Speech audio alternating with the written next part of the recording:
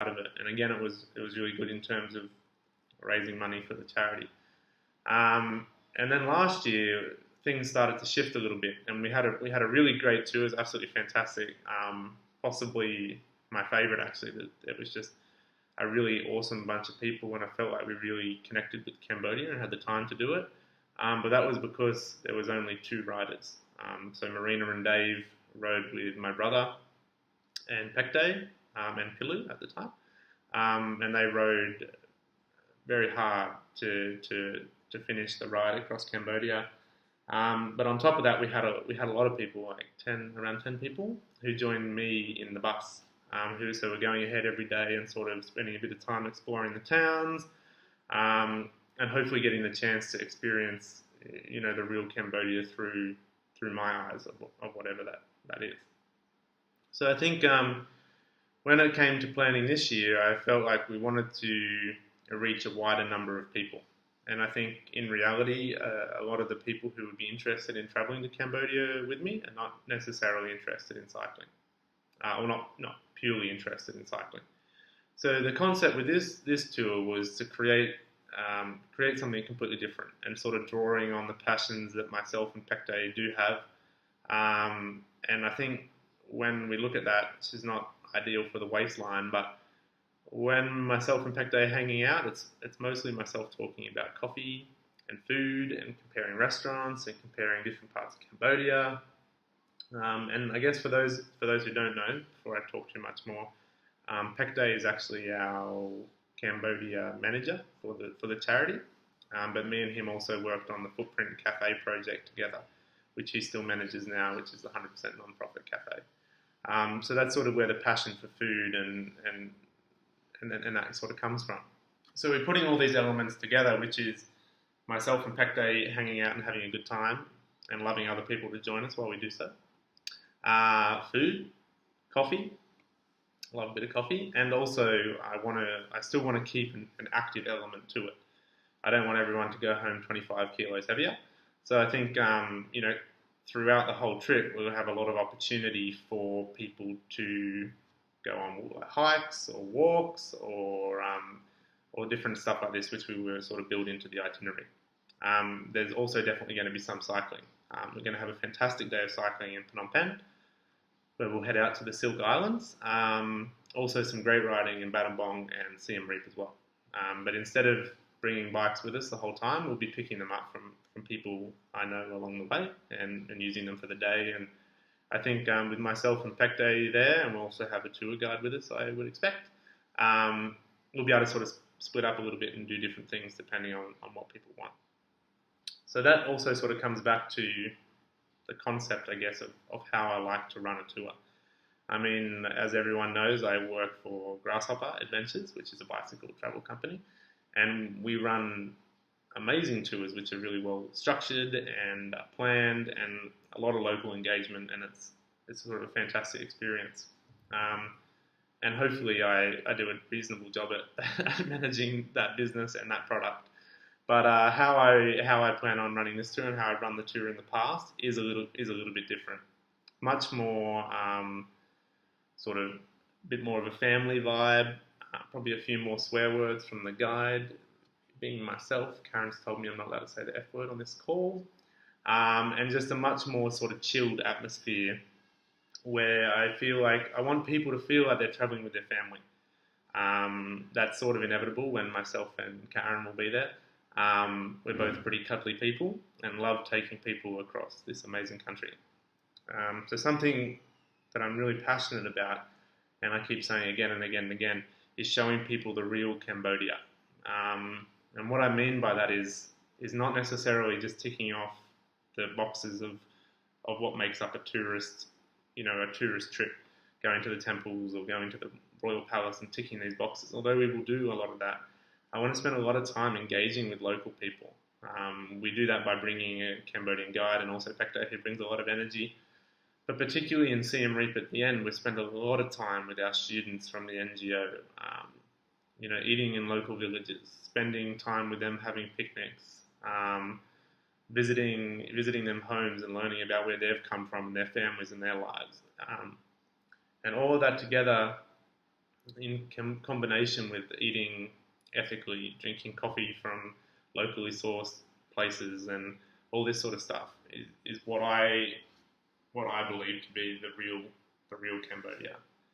I mean, I think a few people on this call have been to Cambodia before, even if only for a few days.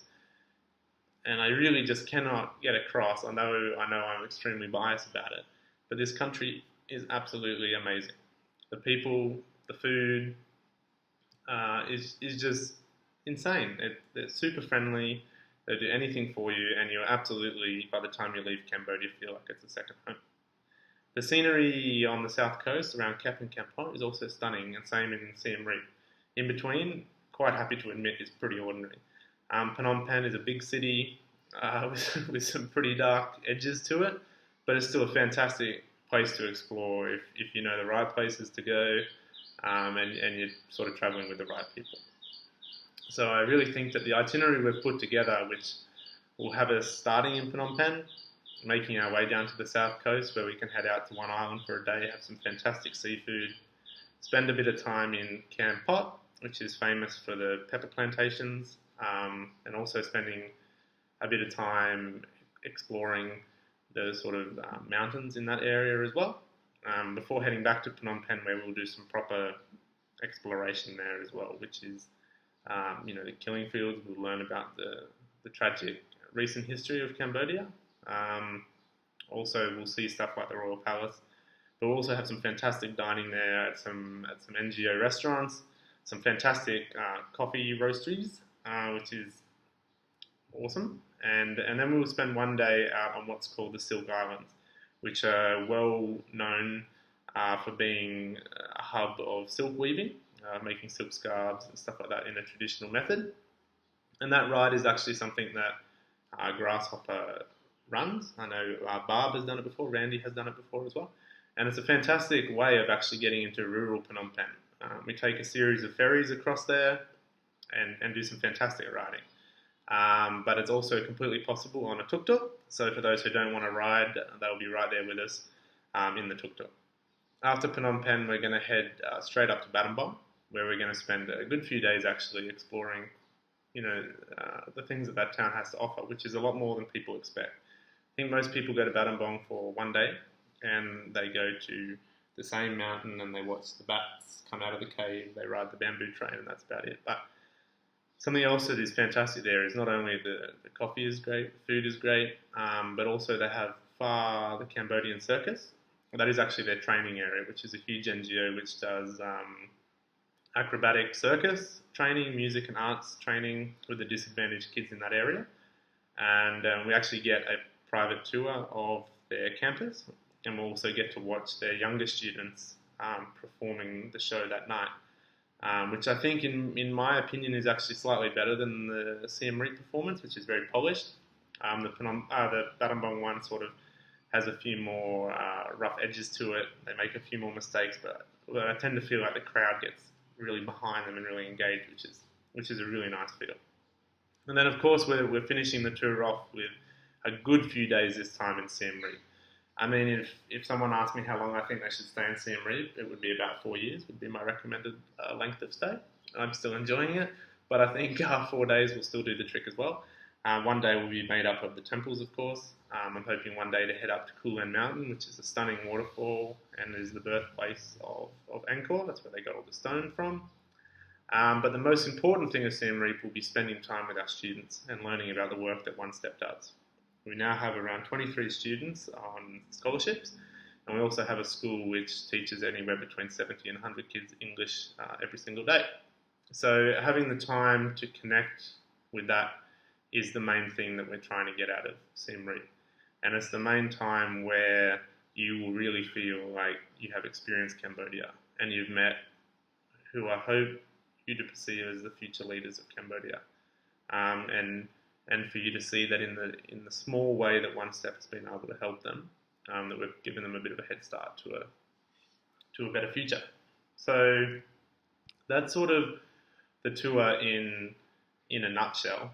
Just to break down a little bit about the tour pricing and some stuff like that.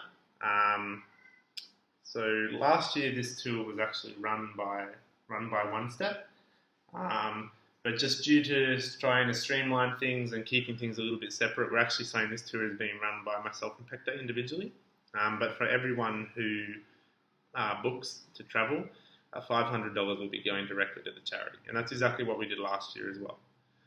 Of course, it's a minimum of $500, but of course we encourage people to do additional fundraising, which we can support by promoting or helping you create GoFundMe pages and stuff like that. But really, at the core of what we're trying to do is give people an opportunity to connect with One Step. And what people will realise is that you know, once seeing these students and the opportunities that they've got through education, I'm sure you guys will understand why we all put so much effort into One Step.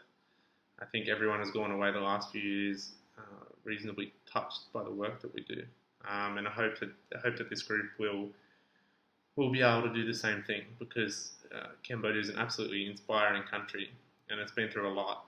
But these young people give so much inspiration for a much brighter future. So something else that we're going to try to incorporate throughout the entire trip is small insight talks. Myself and Pecte and maybe some guest speakers along the way will be actually coming in the evenings and doing 30-minute, 1-hour sessions on different things. Pecte can share a little bit about his life. I will share a little bit about my time in Cambodia and some of the things that I've learned, and hopefully we'll get some pretty inspiring people to come and have a bit of a chat. Inspiring in the sense of coming from nothing and achieving some pretty amazing things. So I guess that is the Taste of Cambodia tour in a nutshell. In terms of whether this tour is definitely going to run or not, we're certainly expecting it to run. But having said that, we do have a minimum amount of people that we need to join. That number is somewhere between 7 to 10 people would be ideal for us to put the energy into doing this tour, and also for it to work from a cost perspective. It's not a for-profit trip, it's just covering costs and then the donation to One Step. So as long as we can do that, the tour will go ahead. I think at the moment we probably have like 4 or 5 people who are very serious about it, and we do tend to see that as it gets a little bit closer, more and more people will get on board. But eventually we are going to have to set a deadline, so I expect that to be possibly the end of April, where we will say you guys need to have a deposit in by that stage, and and then we'll be able to say if it's going ahead or not. Of course, if it doesn't, then everyone will get their deposit back. Just a few things like in terms of the standard that we're setting. It's not a 5-star tour, but on this tour I can guarantee that every hotel is what I would call like a boutique style property. Every hotel will have a pool, aircon, hot water, be clean, and well thought out. Sort of the accommodation, and this whole tour is sort of set by how I like to travel as well. I'm not so big on 5-star. I'm big on small properties where possible, places where we can get to know the staff and they can get to know us if they want to, and places that have nice pools, but importantly a great location for us to explore from. Along the way we'll be using a lot of local transport like tuk-tuks. I'll try to keep you guys away from the motorbikes, but everything is comfortable and really well organised, but not super flash or over the top. So, and I think that you guys will agree by the end that that's a great way to experience Cambodia, and a great value way of experiencing Cambodia, and that's what we're trying to do, is keep the price affordable for a wide range of people.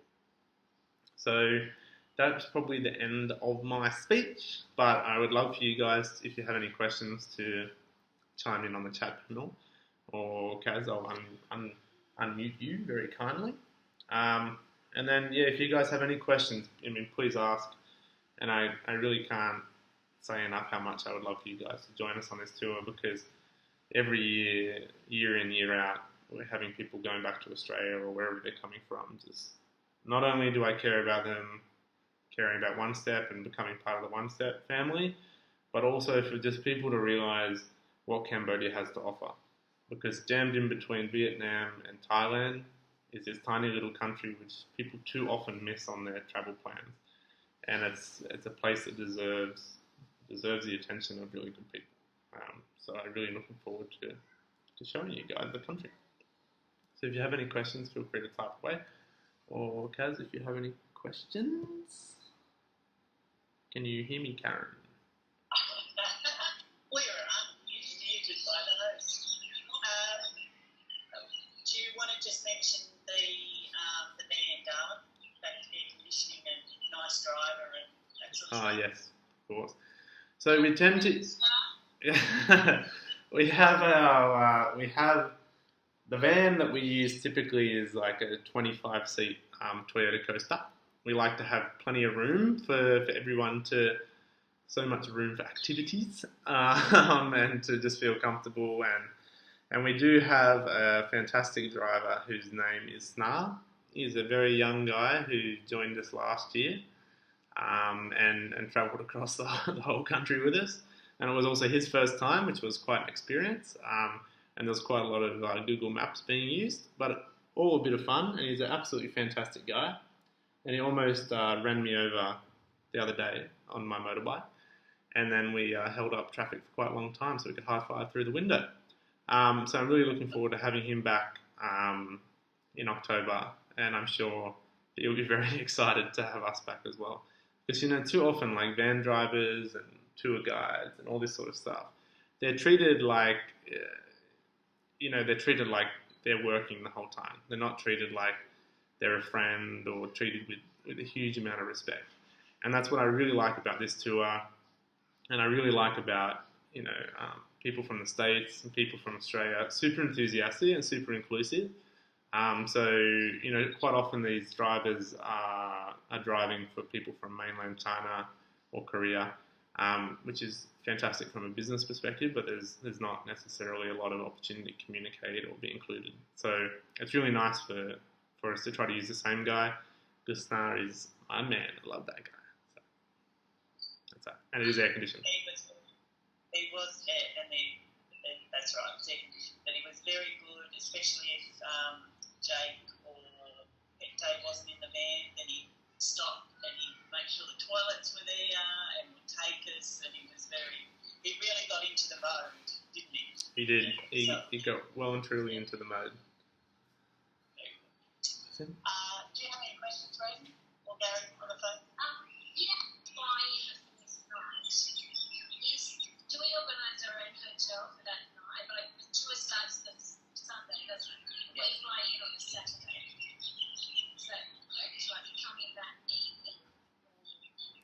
So the first day of the tour is actually what we're calling the arrival day. So the first day is only collecting people from the airport. We go backwards and forwards to the airport all day to pick people up, and that night accommodation is included. And if everyone is able to get in country before like 6-7 p.m., then we try to have the first group dinner that day. But if anyone is arriving earlier, we always use the same hotels in Phnom Penh. So they're an awesome bunch of people. And they, even last year as well, we had people checking in 1 day, 2 day, 3 day early. And we can organise an extra night's accommodation. And if I'm not already in Phnom Penh, then the hotel will pick you up from the airport.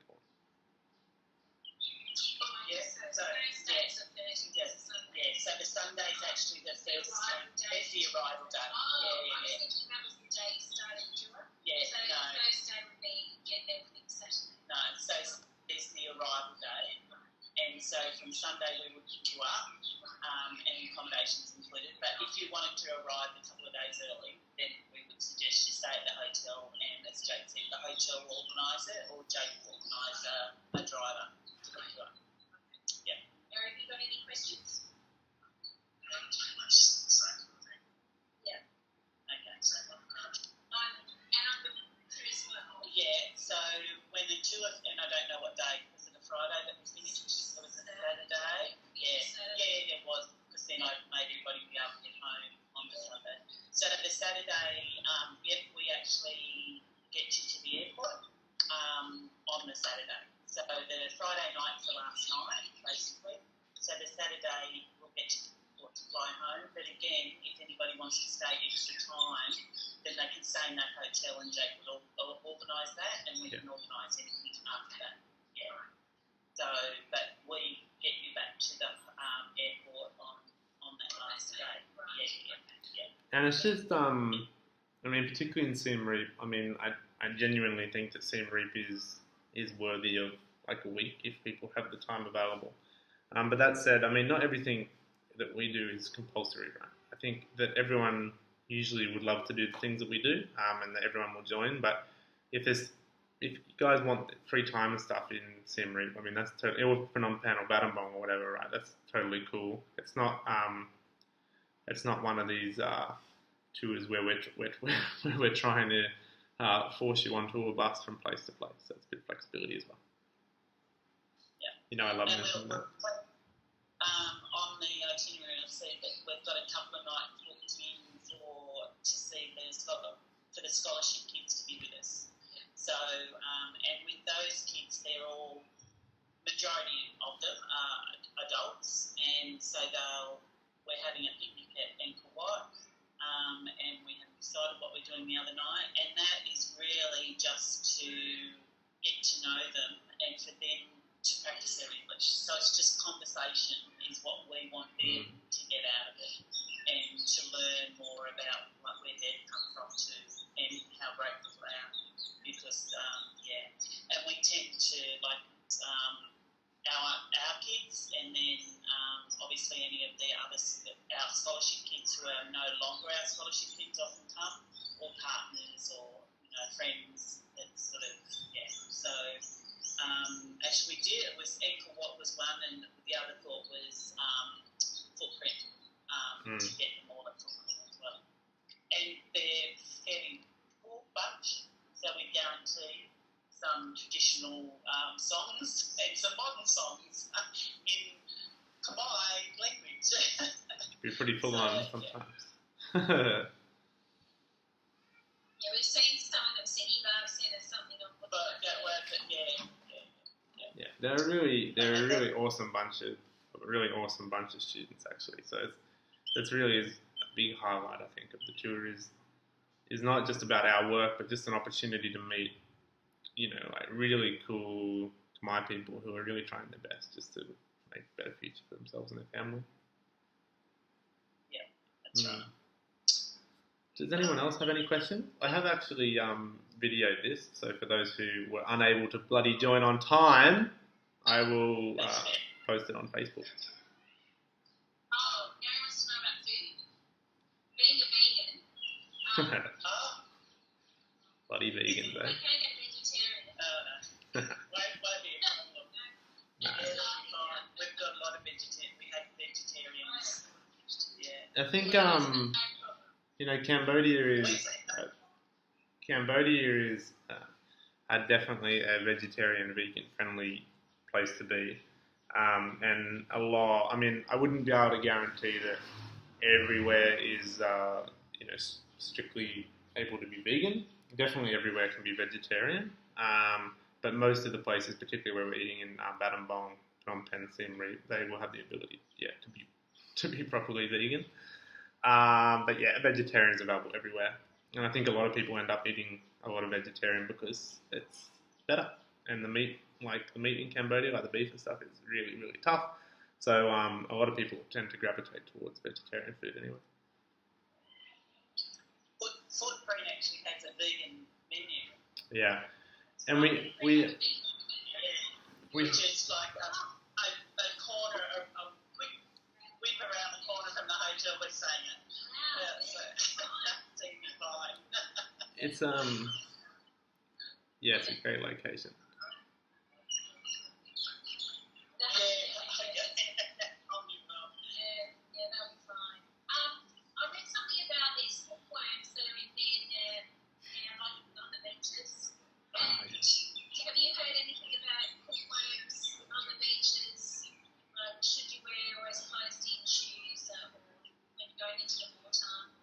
Yeah, no. Fortunately, I haven't heard any issues about hookworms. I've heard about it in Vietnam, but we haven't heard about it in Cambodia yet. the one place that we're going, which is coastal, is kept, and going out to Rabbit Island for the day. And I was there a month or two ago. I had friends there as well, and I haven't heard anything about the hookworms here. And the water actually tends to be pretty decent. So yeah. Just in terms of like some, I think I'd probably just quickly touch on a few of those things. 100%, like if you go to the doctor, they're going to talk about the risk of malaria. And that's something that I encourage everyone to make their own decision on. I personally don't take any malaria medication because the once a week one has some really bad side effects, and the once a day one, like Doxy, tends to make people a bit sensitive to sunburn as well, which is a bit tricky when holidaying.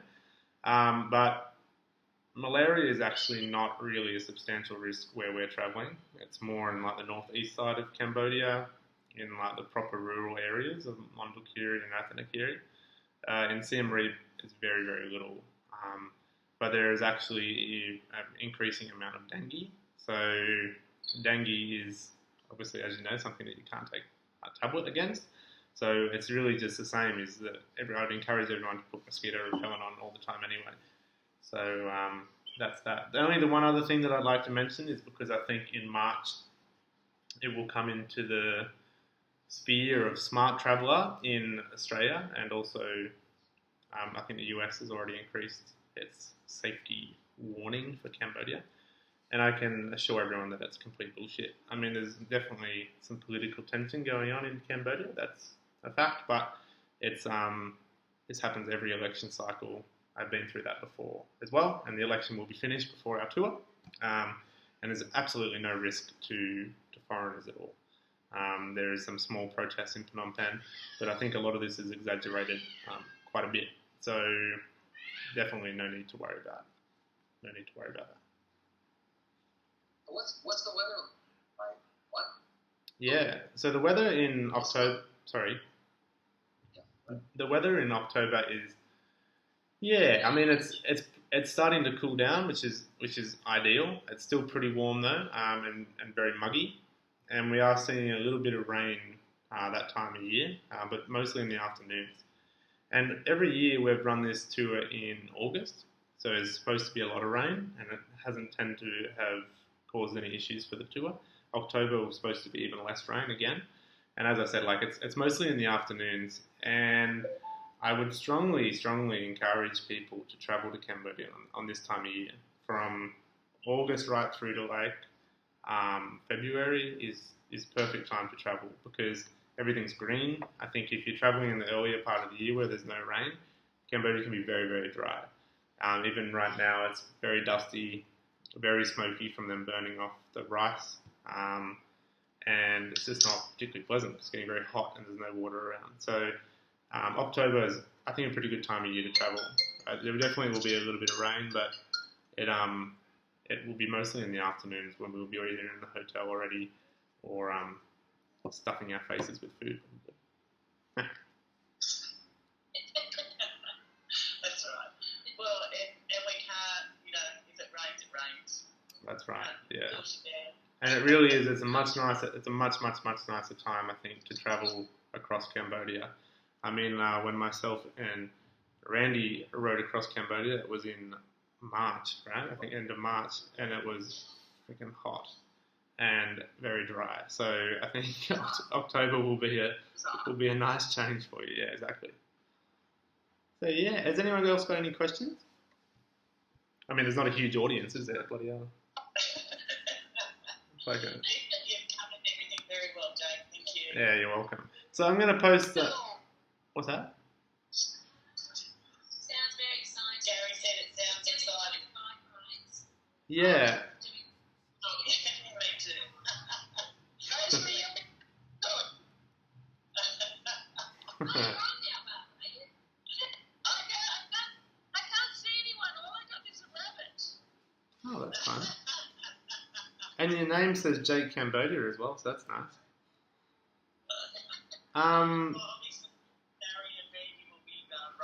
Yeah, and me too. I have, I mean, I really think like if people are confident to get out there for a day on the bike. It's not about a race, right? It's just about getting out there, and it's a really cool way to see the local areas. Having said that, everywhere we're going to ride, tuk-tuk could go mostly as well. So for those guys who don't, I think tuk-tuks are fantastic. I absolutely love them. I think it's a great way to see, and feel and hear everything the same. You can also get dust in your face and rained on just the same in a tuk-tuk as you can on a bicycle. So that's fun.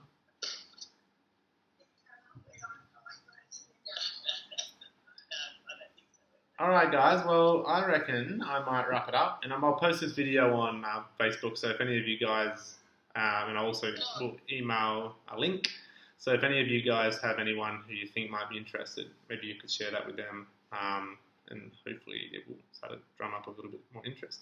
I think, I'm very confident the tool will go ahead. It's just about getting people, getting in people's awareness now, so we can get it going. And I promise you my disgusting beard will be gone by then. Sorry that it's not pretty cool. Is it normal? I'm not this gross. Okay, thanks everybody. Alright, thanks heaps guys. I'll talk to you soon. Okay.